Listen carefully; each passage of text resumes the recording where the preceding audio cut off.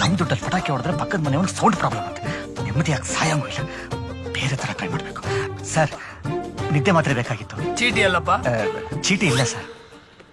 ಚೀಟಿ ಇಲ್ವಾ? ಇಲ್ಲ. ಕನ್ನಡಿಯಲ್ಲಿ ನಿನ್ ಮಕ ನೋಡ್ಕೊಂಡಿದ್ಯಾ? 4-5 ದಿನ ನಿದ್ದೆ ಮಾಡಿ ಎದ್ದು ಬಂದಿರಂಗಿದ್ಯಾ? ನಿನ್ಗೆ ಯಾಕೆ ಆಗ್ಬೇಕು ನಿದ್ದೆ ಮಾತ್ರೆ? ಸರ್ ಸಾಯ್ಬೇಕು ಅಂತಿದ್ದೀನಿ ಸರ್, ದಯವಿಟ್ಟು ನಿದ್ದೆ ಮಾತ್ರೆ ಕೊಟ್ಟು ಹೆಲ್ಪ್ ಮಾಡಿ ಸರ್. ಏನೋ ಸಾಯಕ್ಕ? ನೀನೇನ ಸತ್ತು ಸ್ವರ್ಗ ಸೇರ್ಕೊಂಡ್ಬಿಡ್ತೀಯಾ? ನಾವು ನಿನಗ್ ಮಾತ್ರೆ ಕೊಟ್ಟಿದ್ದ ತಪ್ಪುಗೆ ಪೊಲೀಸವರು ನಮಗೆ ಇಲ್ಲೇ ನರಕ ತೋರಿಸ್ತಾರೆ. ಈ ಮೆಡಿಕಲ್ ಶಾಪ್ ನಂಬ್ಕೊಂಡು 2 ಹೆಂಡತಿ ಮೇಂಟೈನ್ ಮಾಡ್ತಾ ಇದ್ದೀನಿ. ಏನೋ ಒಬ್ಬಳನ್ನ ಕಟ್ಕೊಂಡೇ ಸಾಯೋ ಪರಿಸ್ಥಿತಿ ಬಂದಿದೆ. ಅದೇನ್ ಸರ್ ಇಬ್ಬಿಬ್ರನ್ನ? ಒಬ್ಳು ಮಿಸಸ್, ಇನ್ನೊಬ್ಳು UPS. ಈ ಮನೆಯಲ್ಲಿ ಕರೆಂಟ್ ಇಲ್ಲ ಅಂದ್ರೆ ಆ ಮನೆಗೆ ಹೋಯ್ತೀನಿ, ಆ ಮನೆಯಲ್ಲಿ ಕರೆಂಟ್ ಇಲ್ಲ ಅಂದ್ರೆ ಈ ಮನೆಗೆ ಬರ್ತೀನಿ.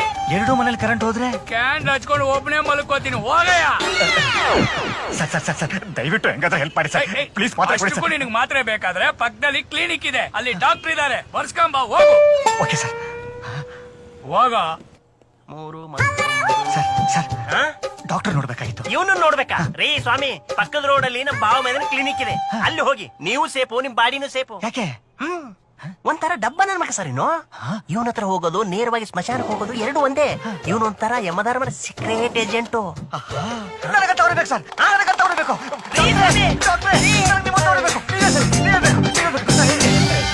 May come in sir. ಒಳಗೆ ಬಂದ್ಬಿಟ್ಟಿದ್ಯಾ? ಬಾಪ. ನಮಸ್ಕಾರ ಸರ್. ಏನ್ ನಿನ್ ಸಮಸ್ಯೆ? ನಿದ್ದೆ ಮಾತ್ರ ಬೇಕಾಗಿತ್ತು ಸರ್.